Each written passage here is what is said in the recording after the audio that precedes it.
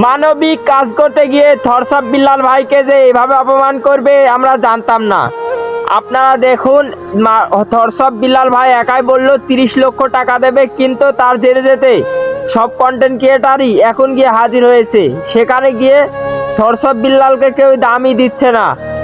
যে মানুষটা নিজে থেকে যেতে চাইলো, তারপরে আপনারা হাত বাড়ালেন, এটাই তো বোঝা যায়। আমরা ইনশাল্লাহ আল্লাহ যদি বাঁচায় রাখে এই 30 লক্ষ টাকা সংগ্রহ করে তবে বাড়ি ফিরবো, আল্লাহ যদি বাঁচায় রাখে।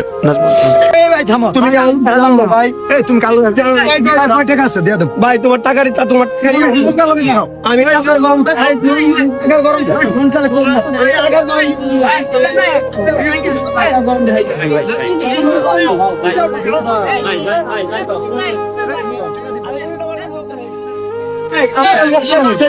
আমরা কাজ করলাম না, তুমি দিয়ে দাও।